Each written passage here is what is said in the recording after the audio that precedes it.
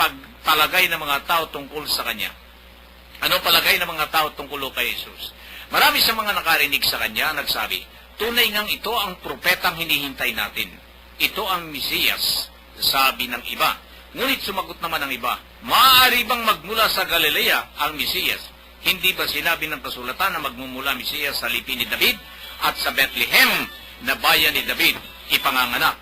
Magkakaibang palagay ng mga tao tungkol sa Kanya. Ibig ng ilan, nadakpin siya, ngunit wala namang nangahas humuli sa Kanya. Kuya Joe.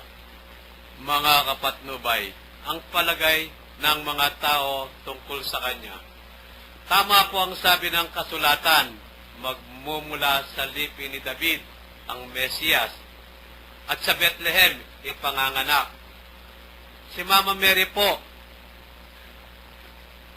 galing sa lipi ni David at nagluwal kay Jesus sa Bethlehem. Bakit hindi po mapaniwalaan ng iba na si Jesus ang Mesiyas? Yan ang nakita ng ating, bakit nga hindi mapaniwalaan na yan ang Misaya? Ito, meron pong katanungan dito, praise and salamat po sa Diyos. Ask ko lang po tungkol po sa pagdaloy ng tubig at buhay. Kung di po palasimba ang tao, walang community, pero matulungin sa kapwa, may tuturing din po ba na siya ay, nawala, may tuturing po ba siya na siya ay daluyan ng kabanalan? Iyon ang katanungan. Ngayon, yan po, tumawag lang po kayo dito sa amin at 0920-9082-895 nang mapalawak po natin ang mga pakahulugan ho ng ating Panginoon sa Banal na Aklat sa kanyang mga sinulat dito ho sa Banal na Aklat. Ano ho? Marami sa narinig sa kanya nagsabi, tunay ngang ito ang propetang hinihintay natin. Ito nga ang Mesiyas. Sabi ng iba, ngunit sumagot naman ng iba, maaari bang magmula sa Galilea ang Mesiyas?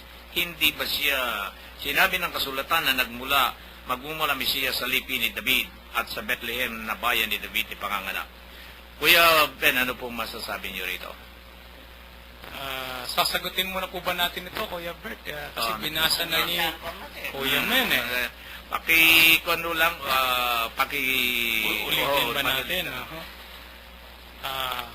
Present thank God, ask ko lang po, tungkol po sa pagdaloy ng tubig at buhay.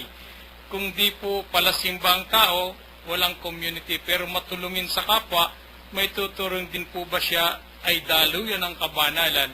Salamat po. Alam nyo, napakaganda ng itong question na ito Alam nyo kung bakit? Tinitingnan dito, kung ako na may gumagawa ng mabuti sa aking kapwa, idadaloy na dapat sa akin ng masaganang biyaya na patungo sa iba o pati sa akin. Di po ba? Ito, isang tanong. Pangalawa, sabi niya, ang tanong niya rito, yung palasimbahin, mga kapatid, yung pong mga tagapakinig, lalo-lalo dun sa aking pong kapatid na nagtanong, tandaan po natin ito, may tatlong bagay o tatlong haligi ang pagiging Kristiyano. Unang haligi po ng Kristiyano, kami ni Kuya, dinaanan namin ito ni Kuya Bert sa maikling pag-aaral. Ang unang haligi ng pagiging Kristiyano ay yung pag-aaral. Kasi sabi po ng ating Panginoon, ibigin mo ang Diyos ng buong mong pag-iisip, buong mong kaluluwa, at buong mong lakas. So may tatlong bagay. Una, pag-aralan mo siya, gamitin mo yung utak mo. Hindi lamang yun dahil nagsisimba ka. Kailangan gamitin mo ang utak mo, gamitin mo yung talinang ibinigay sa iyo ng Diyos sa pamamagitan ng pag-alam mo sa Kanya.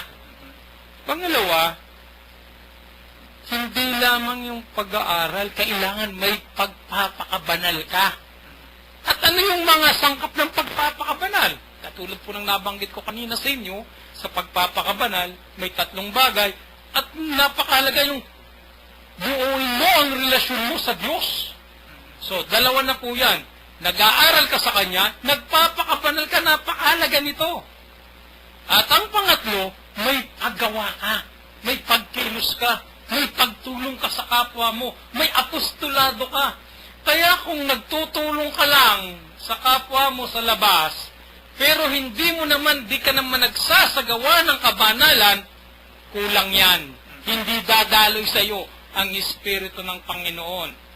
Kung ikaw ay nag-aaral lang, hindi ka rin naman po nagpapakabanal, kahit na magaling ka pang mag-ibanghilista, hindi ka naman gumagawa ng kabanalan, at hindi ka naman nagsasagawa nito, hindi rin makakamit nyo yung sinasabing daloy ng Espiritu Santo.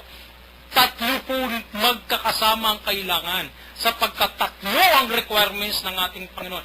Mahalin mo ng buo pag-iisip, ng buo mong kaluluwa, at ng buo mong lakas siya. Kapag minahal mo siya ng ganito, dadaloy sa iyo ang tubig, ang Espiritu ng ating Panginoon. Yung mapakarami mga requirements talaga bago mo marating ang talagang kabanalan. Yung mga mga banal, yung mga unang tao, Kuya Bet, na mga naging na-identified na mga banal, dumaan ito sa mga bagay na spiritual, malalalim, pagtulong sa kapwa.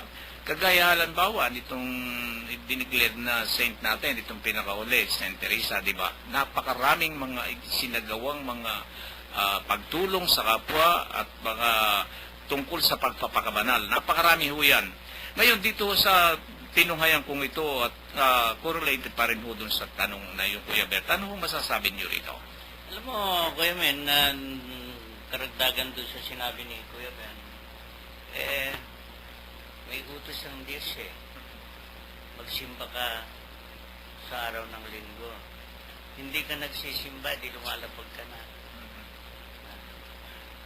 Nananampalataya ka na, pero hindi ka naman gumagawa. Maraming gumagawa nito Nananampalataya lang, nagsisimba, pero hindi gumagawa. Pero sabi ng Diyos, hindi mo pwedeng paghiwalay yung dalawa.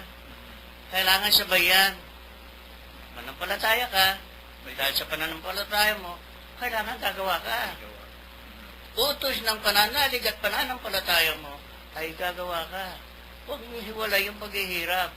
Kapag hiniwalay mo yung paghihirap, abay, wala kang kabanalan dyan. Hindi mo makakamit yan. So, pagsamahin natin. Huwag natin silang paghiwalayan.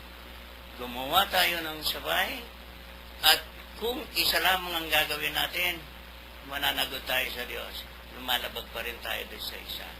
Lahat ng gusto at kalooban ng Diyos, siya natin gawin. Upang hindi yung pipili lang tayo na para tayong pumunta doon sa turo-turo restaurant kung ano lamang ang gusto natin, ay siya lamang natin kukunin. Hindi po ganoon ang utos ng Diyos. Lahat tanggapin natin dahil mahal natin